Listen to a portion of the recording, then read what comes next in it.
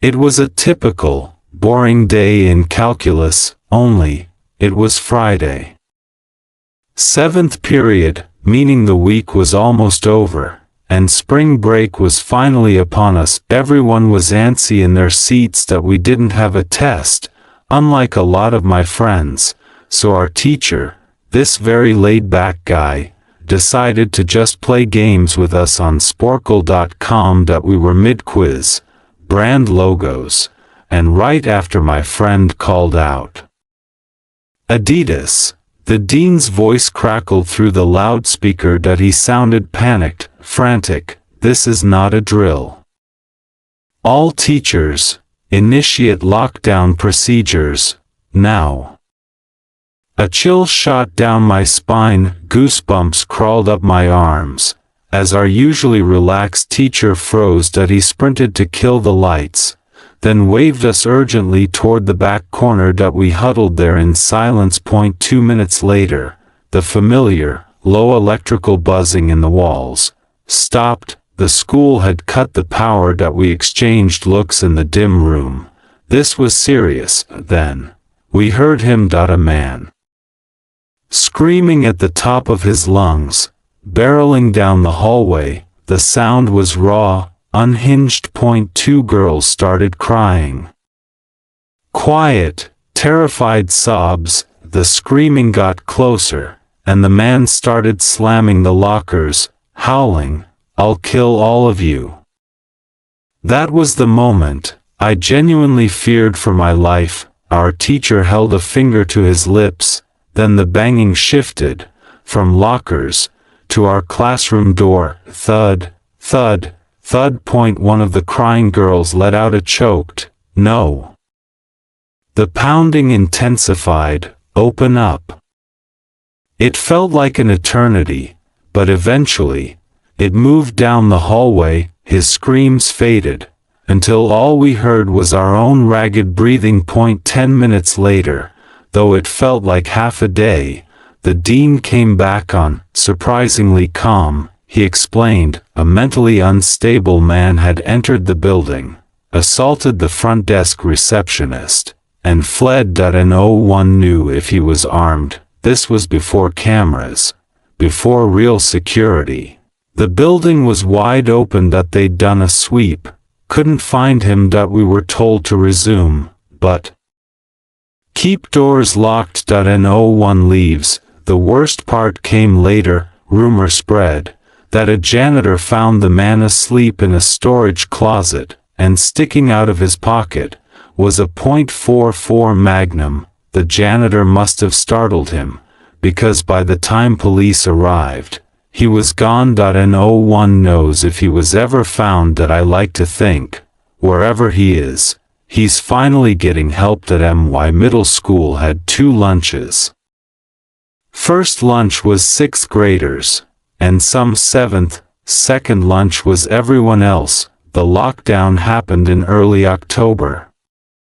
Rainy, overcast. During first lunch, I heard 4 loud, distinct booms. I thought it was thunder, until the cafeteria erupted in screams. I thought they were fooling around. Then campus security burst in, yelling for everyone to get into the multipurpose room. Now, kids in line had to dump their trays and run. The MP room had a massive back wall, all glass. As we entered, staff was already covering it with huge curtains. Adults guarded every exit. My friend Eric asked what was happening when he came back. He was pale. You know those houses in front of the school? I nodded. There's a mentally unstable guy who barricaded himself, threatening to commit suicide and kill cops if he's evicted. He was outside earlier, staring at kids. In a really weird way. Then he added, he's also a registered sex offender. We were stuck there for an hour. Once things were resolved, we were escorted out, one by one. Later, I found out the man lived next to my friend Brandy. She said the previous Halloween, she saw him at his window, cutting his arm, and writing in his own blood on the glass, "Don't come here or I'll kill you." Because it was Halloween, everyone thought it was a decoration. After the lockdown, we realized it wasn't, that he was deeply unwell, and we were all just grateful. He never got closer. I'm 22. Fresh out of college, got a job as a computer intern at my old high school. My office is in the basement, messy floor, except for one pristine 3-person room, big desks, mini fridges, flat screen, ice cold AC, and all the school servers. I got the job because my old computer teachers adored me. IT had been great, until a few weeks ago. Dave and Gary, my co-workers, were upstairs. I was alone, eating my sandwich, when the phone rang. Front office, voice tight. The school was in lockdown. Someone, possibly armed,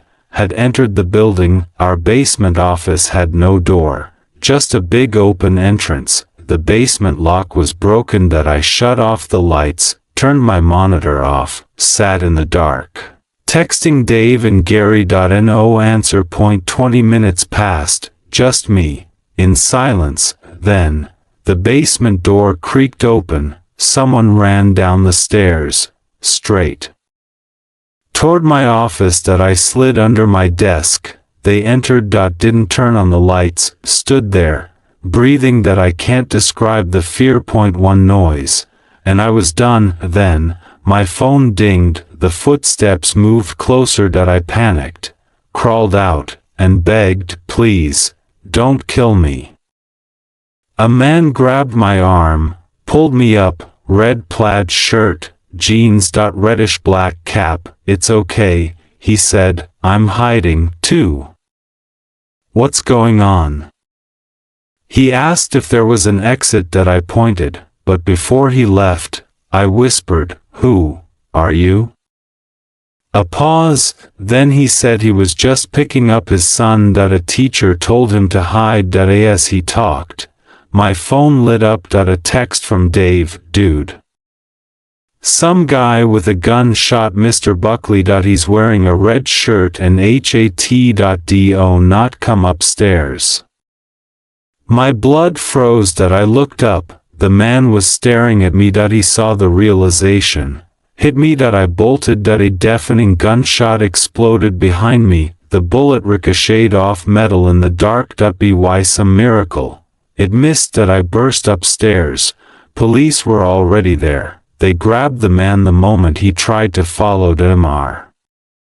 Buckley survived. The shooter had some personal grudge, never explained, but that gunshot, echoing in that concrete basement, will stay with me forever.